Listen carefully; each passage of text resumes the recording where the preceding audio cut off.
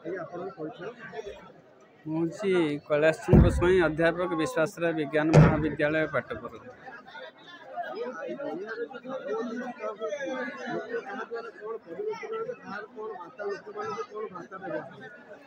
तो निश्चित भाव यही कली जुगे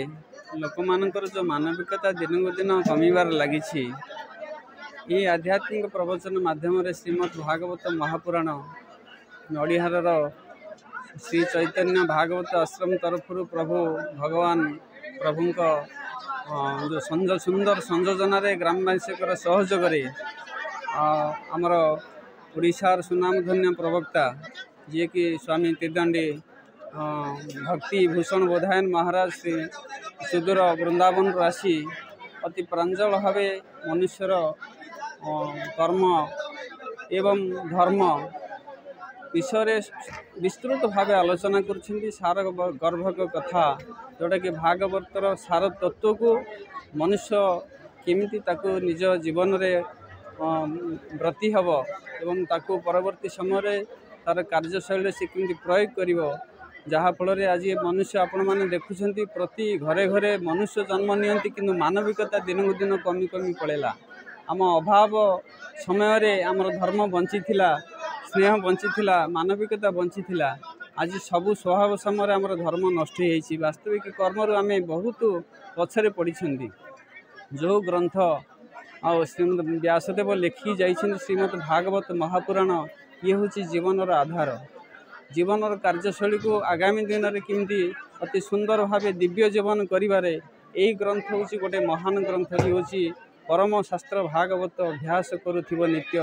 अभ्यास करुथिले नीति दिन को दिन बढ़े प्रीति तेणु यही भागवतर महिमा को जन समाज रे से जो सुंदर भाव ताको संस्कृत भागवत को ओडिया रे व्याख्या करी लोक मान जो प्रांजल भाव बुझुची निश्चित भाव लोक माने आध्यात्मिक चेतना सहित जड़ित हेले निजर कर्तव्य पर अवगत हेबे एवं नैतिक शिक्षा प्रति से माने जेतेबेले अवगत हेबे ए संसार रे जो नीति अनीति दुर्नीति व्यभिचार जो बढ़ी चली वास्तव में से माने निजे से ओहरी जीवे एवं निजर भूल को से माने निजे बुझी पारे जो दिन मनुष्य तार भूल को बुझीब से भूल को मानिब एवं जीवन में ताको संशोधन करिवो से तो ये भागवतर प्रचार प्रसार चली तेणु निश्चित भाव में जो हजार हजार लोक आपण मैंने देखुले समस्ते स्तब्ध होकर शुणुले आई कलिजुगे हूँ नाम हूँ सब महामंत्र से कलिजुगे कर भाई नाम संकीर्तन अर्णदान वस्त्रदान वैकुंठ स्थान भाई बोल बंधु बोल संपदर साथी जीव जीवा बेले का गोविंद सारथी से गोविंद सहित केमती आम साथी होगा गोविंद सहित केमती भाव उत्पन्न होगा आमर मानविकता केमती सृष्टि हम धर्म बोली कौन जाना कर्तव्य उपर अवगत होगा ये विभिन्न समस्या माने विषय वस्तु उपर जो प्रांजल भाव बुझेले मनुष्य तार प्रकृतर वास्तविक कर्तव्य को सी बुझीब एवं समाज रे निजको केमती गोटे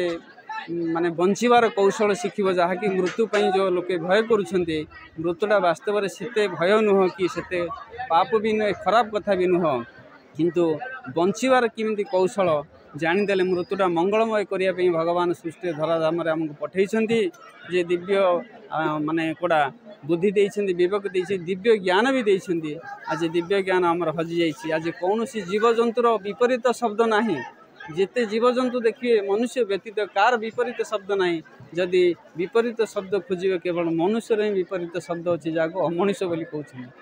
तेणु से अमनुष्यर मनुष्यत्व पाइबापी यही महान ग्रंथ जोटा कि श्रीमद् भागवत महापुराण भागवत गीता भगवत गीता को आम जब आधार करके जीवन में जदि आम आग को बढ़ा ताहले निश्चित भाव में समस्त गोटे मनरे परिवर्तन आसो निजर कर्तव्य पर अवगत हे धर्म बंची रमाज में पुणी श्रृंखला फेरी पाइब जो चतुर्थ अवस्था बापा माँ को लोक मैंने जो पचरुना वास्तव में से शिक्षा समस्ते पातु समाज रे गोटे सुस्थ जीवन यापन गठन करने ये सब निश्चित भाव में हिंदू धर्म को लोक परिवर्तन करके अन्य धर्म को जाऊँ निश्चित निश्चित कथा नहले अन्य माने जो प्रकार प्रलोभन देखी से ख्रीस्टियान वाला हूँ से मुस्लिम वाला हूँ दिन को दिन विशेषकर गाँ गहली भितर से जो प्रसार प्रसार कर विभिन्न प्रकार लोभ देखिक किसी आर्थिक सहायतार हाथ माने लोभ देखिकी से दिन को दिन धर्म परिवर्तन कर व्यस्त अच्छा किंतु वास्तविक यही समय यही जो साधु सन्थ मान आसिक ग्रामांचल ठूँ आरंभ कर सहरांचल यही जो कार्यक्रम को जारी रखी निश्चित भाव स्वामी विवेकानंद भी दिने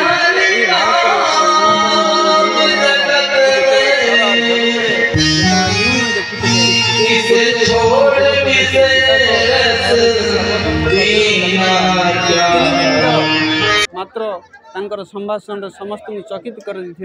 यही ग्रंथ इते महान ग्रंथ से समस्त आगे प्रमाण करदे जे यही सनातन धर्म हिंदू धर्म सबु धर्म हूँ जननी ये जे अन्य धर्मर सब विताड़ित लोक मान भारत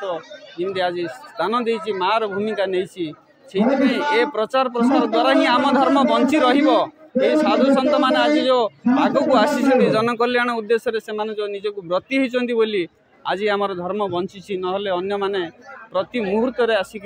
आमर साधारण लोक को प्रलोभन देखाई से बंचीजे निश्चित भाव में भावुची आ प्रभाव पड़ो।